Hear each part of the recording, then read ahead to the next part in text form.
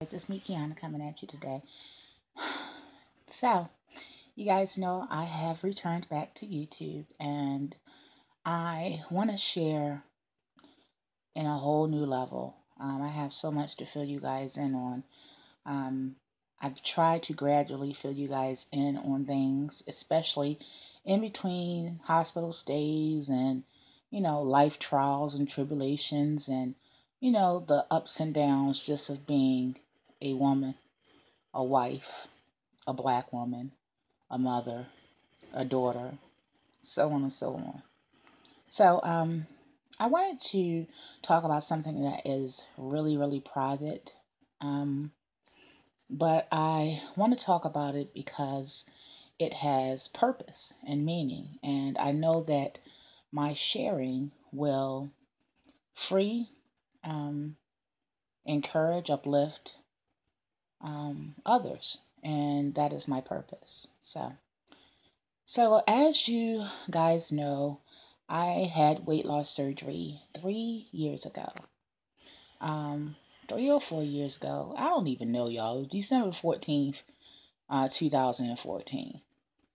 So, and you guys know I went to Mexico and I had my surgery because I had to pay cash for it because I was denied because I was considered healthy at my almost whopping 500 pounds. And if you want to see how I look today, a full picture of me, I'll include the link below. And that picture actually, or that video was taken just about, I would say about 2 weeks ago. But with time comes progression, not perfection, for the Most High doesn't ask that from us, but He does ask progression. And I give Him that 100%. So, as I've been away for off and on for the past, like 6 months off and on. I may get on, do one video, say I'm going to come back. 2 months later, get on, do another video, try to update you guys. Just so, basically just so my loyal viewers and my faithful viewers um, will actually not be, overly concerned with me because I know you guys know that I do have health issues. So, I wanted to talk about some things that a lot of people don't talk about. Um, it's wonderful, beautiful, just unbelievable happiness that you can get from weight loss. And when you're dealing with like losing 200 pounds or close to it or whatever, it's just a whole nother level of happiness that you experience. And but there's also a downside. And this downside is quite ugly. In fact, it's so ugly that it makes many of us hide in shame. It makes many of us not want to discuss it or express it. And I think that we do a huge disservice for ourselves as well as others around us. First of all, the huge disservice for ourselves is that we're not being true to ourselves. We're also, in our silence, we're accepting shame. And I don't think that that should be the case. And also, we're doing what we always have done, which is punished ourselves. We punished ourselves previously with food, with the consumption of food. We punished ourselves. We thought that we were helping ourselves as far as coping and comforting, but we learned that that was a dirty, nasty lie. And in our silence, that's what we're doing. We're accepting the fact that we should be shameful. And again, I don't think that's the case. I don't think that that should be the case. And we do a disservice to others around us because um, it makes people go into weight loss, extreme weight loss surgery, etc. It makes others go into it blindly. And then when they experience certain things, that's why they feel alone. Not knowing that, you know, more than half of those who have lost an excessive amount of weight, whatever vehicle they use to get there, doesn't matter. But the fact that is they still arrived. And it makes those people, it just makes us, we do a disservice to everyone all the way around. And I'm not saying that everybody has to tell all their business. That's silly. If we did do that, that would be just silly to do.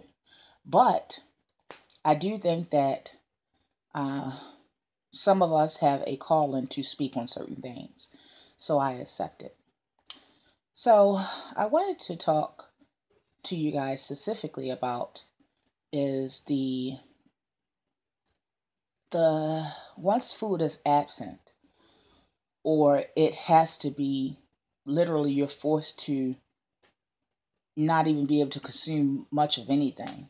Once your stomach has been 75% removed from the gastric sleeve like mine was, or maybe you have, decided to go by rerouting your intestines with the gastric bypass, or even if you tried or have decided to get, the lap band, it doesn't matter. A lot of people experience once food is um, dramatically decreased and it's forced upon you, because even though your mind wants it, your stomach won't even take it in. And even if some things, it depends on what surgery you had and your reaction to it. Sometimes it's not that you can't consume it. Sometimes it makes you sick. You can consume it, but it's going to come right back up. Now, I don't have that issue, but I do have the first, which is I'm not able to, eat much of anything, especially whole. Example would be a sandwich. Say if it's just a cheeseburger, thin cheeseburger from like McDonald's, just hypothetically. I I have my theory about fast foods, and I'll do another video on that. So this is just a hypothetical question, trust me. But I wouldn't be able to eat no more than about 4 or 5 bites, tops, small bites, of a sandwich at one time. And that's a small sandwich.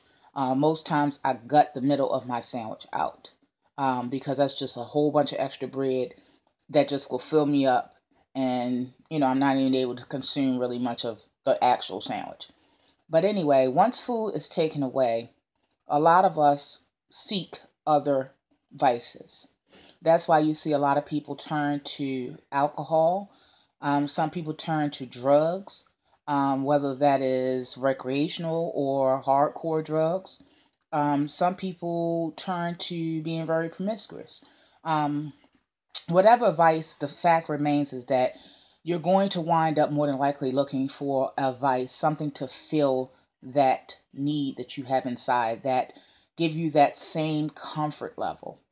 And the sad part is, you guys, you probably won't ever find it. And that's just me just being honest. What you're going to do is you're going to bump and hop from one vice to another, which always usually more than likely is unhealthy. Not many of us find a vice or find happiness and comfort and joy in maybe being a workout fanatic, or, things like that. That can be hitting towards positive, or positive results in your life, whether mentally, physically, spiritually, or whatever way.